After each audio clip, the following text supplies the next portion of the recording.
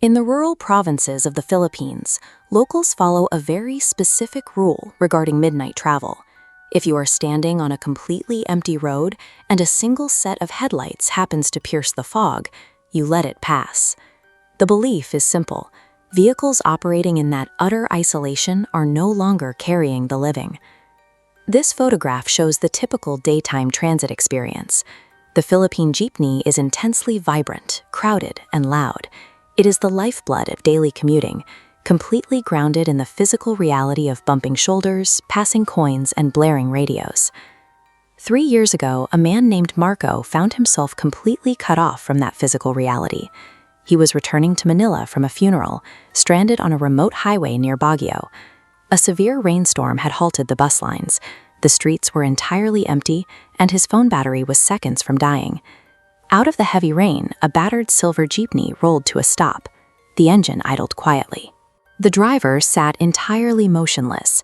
Marco felt an immediate physical revulsion to the vehicle, but his desperate need to escape the storm overrode his instincts, and he climbed onto the back step. Inside, the heat of the storm was replaced by a heavy, damp chill. The 8 passengers sat shoulder to shoulder, yet the vehicle was dead silent. Their clothes were soaked through with dark, muddy water.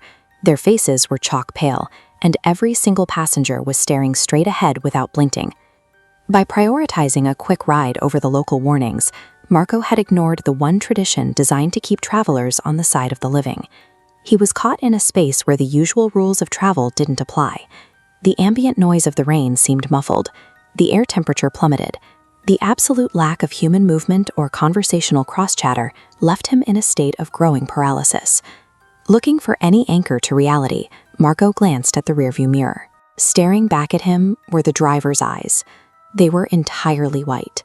No irises, no pupils. Just blank, milky spheres fixed directly on him. The suffocating silence shattered when Marco's phone vibrated one final time. A single text from an unknown number glowed on the screen. "Get off before they notice you're alive." The moment he read the words, the passengers broke their stillness. Their heads turned entirely in unison. Bone cracked as their necks snapped toward the back of the jeepney, fixing their dead gazes on Marco. Then his eyes dropped to the floorboards. None of the passengers' feet were touching the metal. They were hovering, suspended slightly above the ground. Marco was no longer in a functioning vehicle. He was in an environment where the physical laws governing the living had completely ceased to apply. The old woman sitting closest to him slowly tilted her head. Her eyes were pitch black.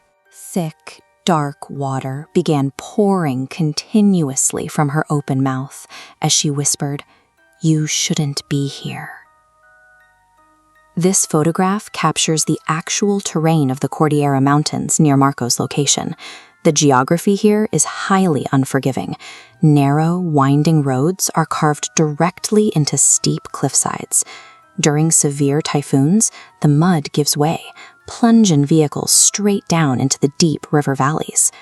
This 3D topographical map demonstrates the risk of this specific stretch. Years earlier, during a massive storm, a fully loaded silver jeepney disappeared into the ravine at these exact coordinates. There were no survivors, and the vehicle was never recovered from the deep, muddy riverbed. The jeepney ground to a halt in the middle of a thick fog bank. The back doors swung open violently, revealing dozens of waiting, shadowy figures standing in the pitch black. The driver finally spoke. His voice was a deep, unnatural rumble, stating, "Marco was never meant to ride with the dead." The floating passengers stood up, their mouths stretching into impossibly wide smiles as they advanced toward him. Marco threw himself out the back of the vehicle and sprinted onto the highway. He ran blind through the fog. Close behind him, wet footsteps slapped the pavement, and dozens of voices echoed through the dark, whispering his name over and over.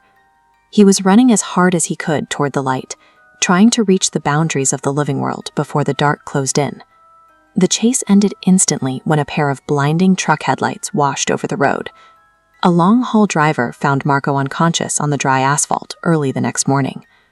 When the local police reviewed the incident, they confirmed the logistical impossibility of his ride.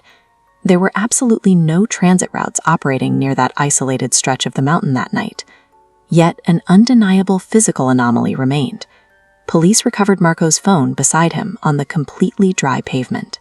It was destroyed, utterly waterlogged, and dripping with thick, dark mud, identical to the sediment found in the ravine where the silver Jeepney had vanished years before.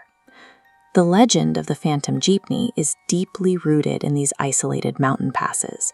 Dangerous infrastructure combined with unresolved historical tragedies creates powerful local folklore among the villagers. The folklore acts as an automatic cultural safety mechanism. It terrifies the living just enough to keep them off treacherous roads when visibility is reduced to zero and the risk of a fatal vehicle accident is at its absolute peak. The phantom Jeepney is more than a ghost story. It is a manifestation of unhealed tragedies that refuse to fade.